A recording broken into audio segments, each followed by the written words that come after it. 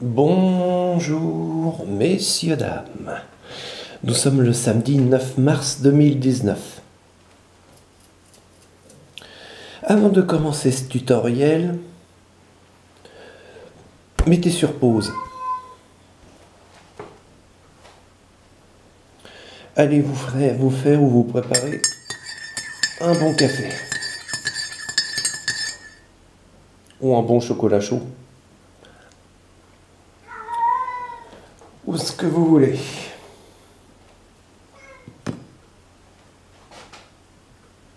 Je vais reparler informatique ce matin.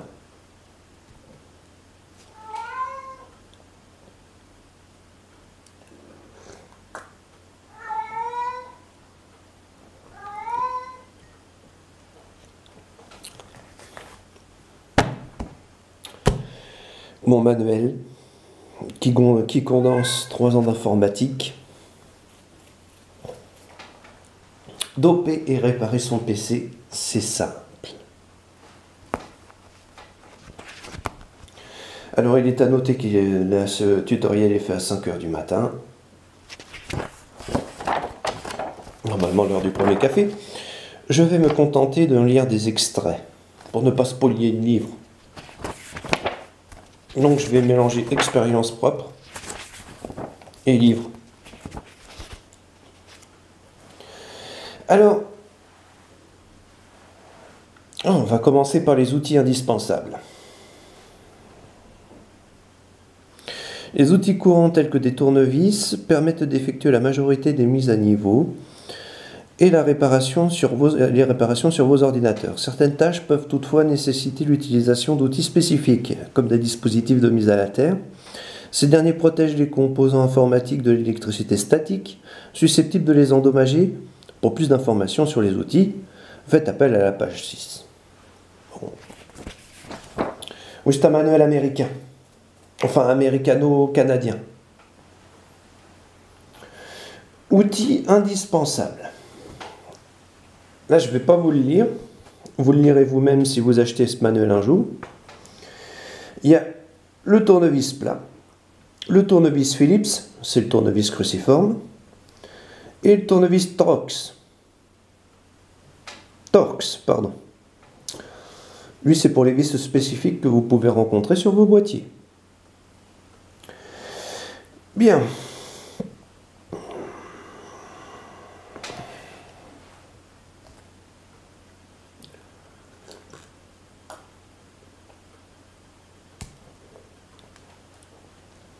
Les bonbonnes à air comprimé maintenant.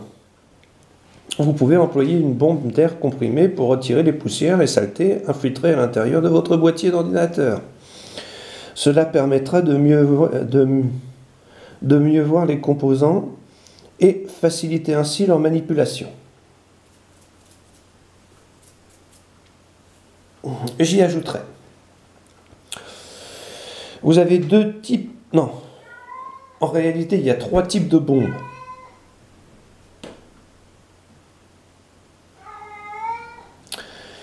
Comme vous pouvez vous en rendre compte, Bilbo est en forme. Bilbo, c'est le chat.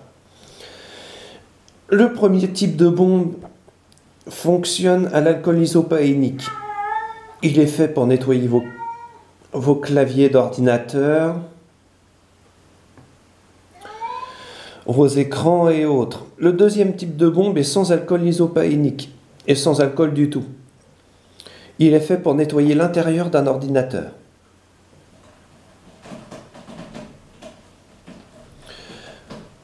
Tout simplement, parce que l'alcool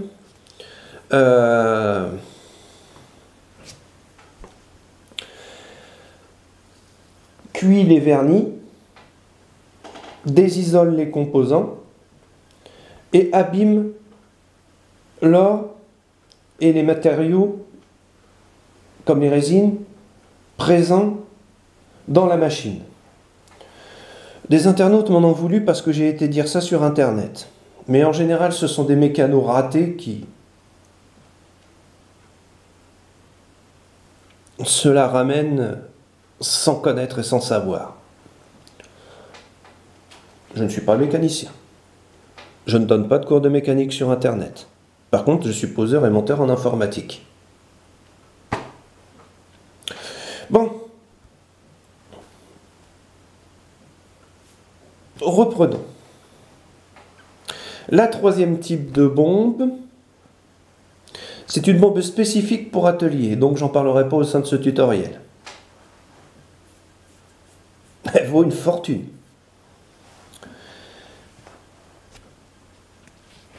Pensez, quand vous réparez un ordinateur, avoir une petite lampe de poche et un aimant pour aller attraper les vis perdues dans votre boîtier. Les aimants sont spécifiques parce que tête isolée. Évitez tout ce qui est tournevis, magnétique et autres. Bon, protégez les composants de l'électricité statique maintenant.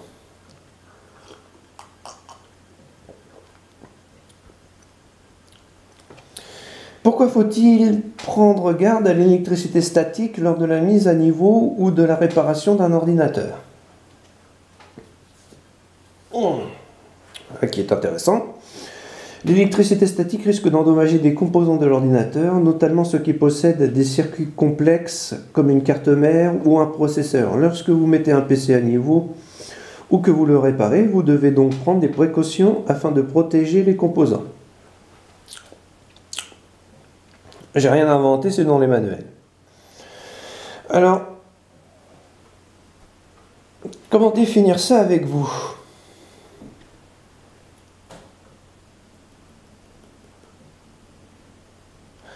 Sur Internet, il m'a été reproché d'utiliser du matériel professionnel, semi-professionnel, pour une utilisation civile.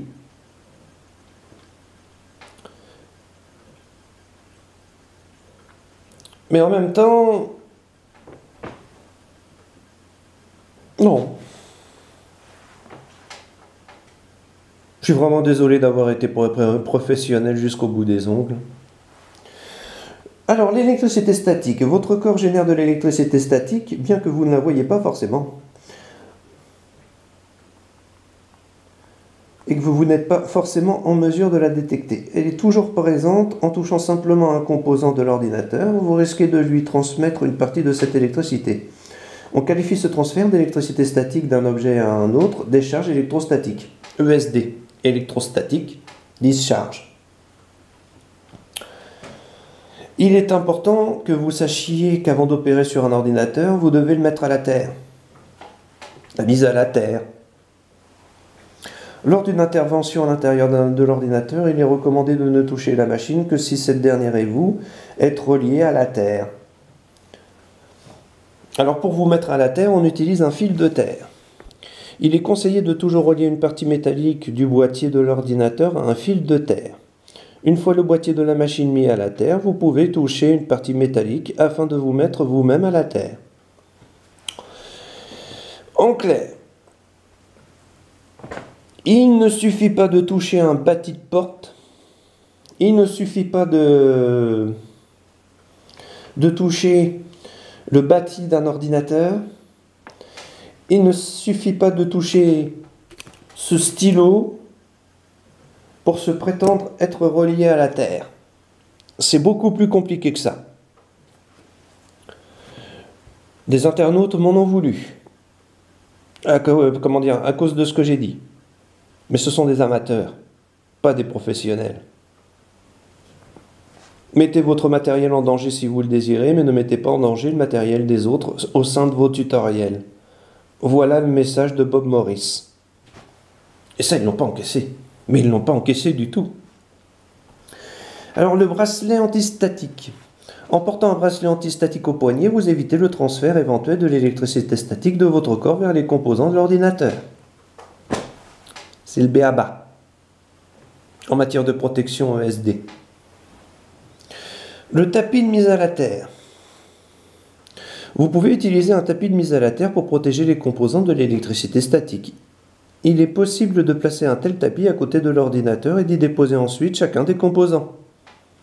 En clair, tout est dit. Renseignez-vous 5 minutes sur Google sur ce qu'est un tapis de mise à la terre.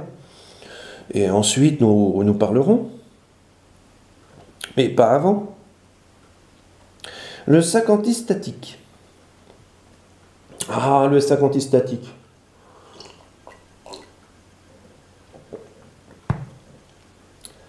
Mes détracteurs sont bien obligés d'admettre que ça existe. Si vous retirez pour le stocker un composant dans l'ordinateur pendant une longue période, il est recommandé de le placer dans un sac antistatique. Il existe différentes tailles de sacs. Ils sont vendus dans la plupart des magasins en informatique, sauf en France. Ou en France, c'est le monde merveilleux des bisounours et il n'y a pas besoin de protection contre quoi que ce soit. Le sida, l'électricité statique, le cancer, il n'y a pas besoin de protection, monsieur, dame. Allez, roule ma poule.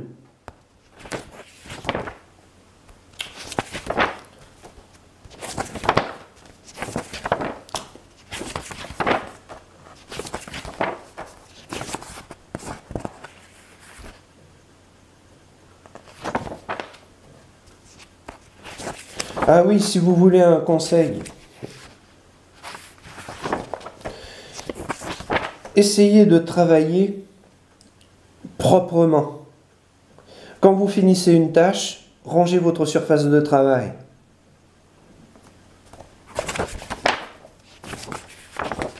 Oh, ça c'est le b.a.-ba.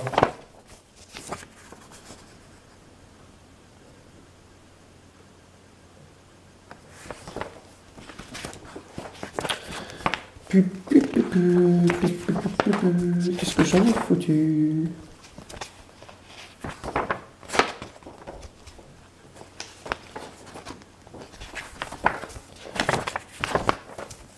Ah, voilà.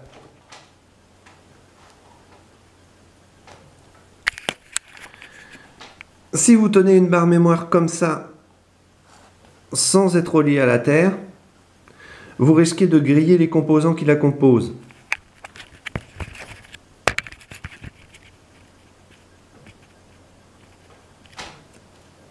Ah bon, vous ne me croyez pas? Je vous comprends. Je viens juste d'installer une nouvelle mémoire pour... comment dire? Pourquoi un message d'erreur s'affiche? Les puces mémoire risquent très facilement d'être endommagées par l'électricité statique. Si vous avez manipulé une barre mémoire sans vous être correctement mis à la terre, devinez la suite. Je ne vais pas vous lire le manuel, c'est un court extrait.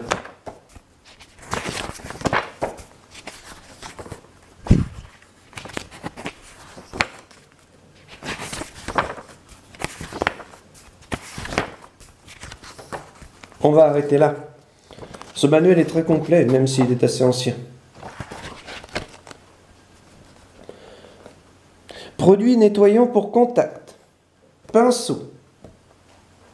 Détachant. Air comprimé. Tout y est noté. Un produit nettoyant de contact permet de nettoyer les connecteurs de l'ordinateur, comme la Dacomex et autres. Ceux des slots d'extension et les contacts métalliques situés entre les modules mémoire. Une telle opération garantit la fiabilité d'une connexion entre les composants et le PC. Les produits sont commercialisés dans la plupart des magasins informatiques. Partout sauf en France, où c'est le merveilleux monde des bisounours. Vous savez, j'ai discuté beaucoup avec des vendeurs et revendeurs en informatique français et des personnes qui ont des magasins.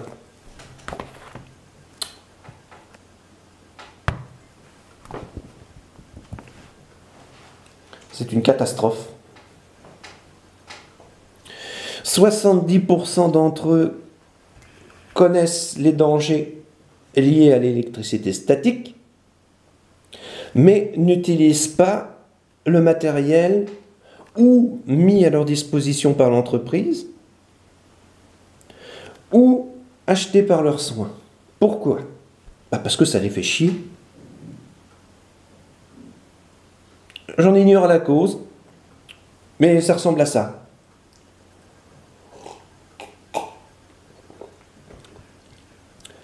Renseignez-vous sur les retours SAV dans les magasins. L'électricité statique tue 10 15 à 20% des matériels comme des cartes mères, des cartes graphiques, des barres mémoire, vendus dans le commerce. C'est la foutue panne mystérieuse. Vous savez, on ne sait pas pourquoi ça démarre pas, mais ça démarre pas. Ou alors ça démarre et ça fait chier parce que l'élément fonctionne mal. Électricité statique.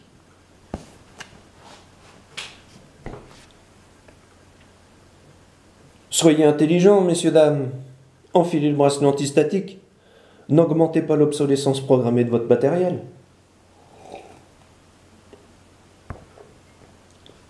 Bah oui, automatiquement. Qu'est-ce qu'il y a eu encore? J'en ai vu tellement. Mais on ne fait que parler.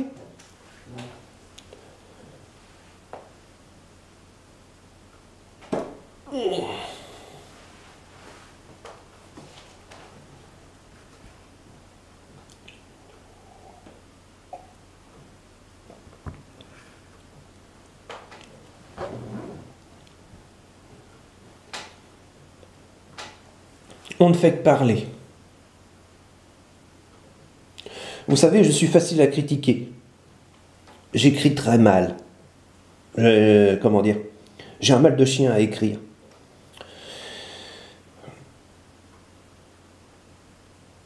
Donc pour certains, ben, ça fait de moi forcément, je vous le donne en mille, un imbécile. C'est facile.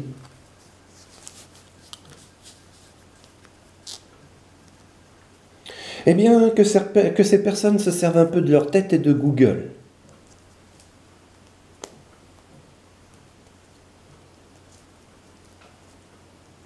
Qu'ils rentrent ce qu'est un bracelet antistatique, un tapis de mise à la terre et une prise ESD. Ensuite, une fois ça fait, qu'ils jugent mes tutoriels et autres et qu'ils me fassent des commentaires dans les commentaires. Mais il est trop facile de venir me dire que je suis un âne ou un imbécile parce que ah ben, je suis vraiment désolé de vous le dire, monsieur là. Mais je sais à peine écrire.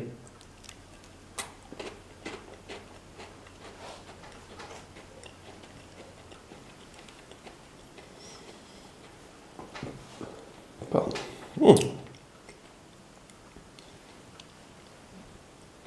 Vous savez à quoi on reconnaît un imbécile dans mes commentaires?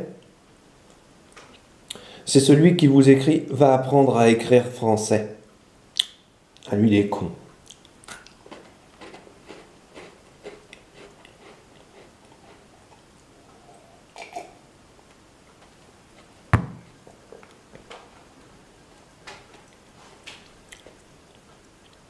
Enfin, c'est compliqué. Donc,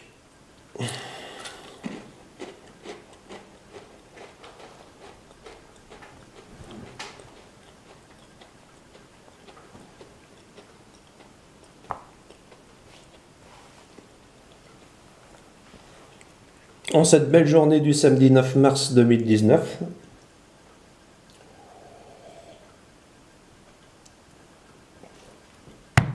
je vais aller vaquer à mes occupations.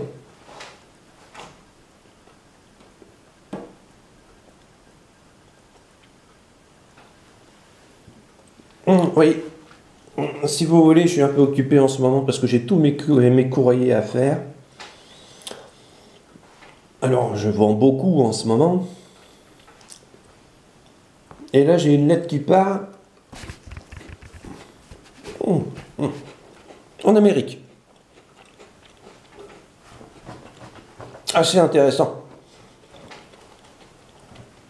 Un abonné m'a envoyé un test MyHeritage. Je ne sais pas pourquoi.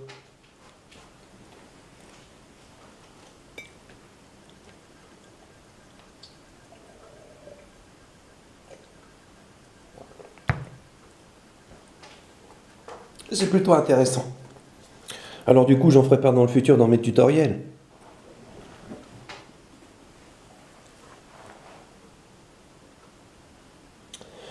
En vous souhaitant une bonne journée.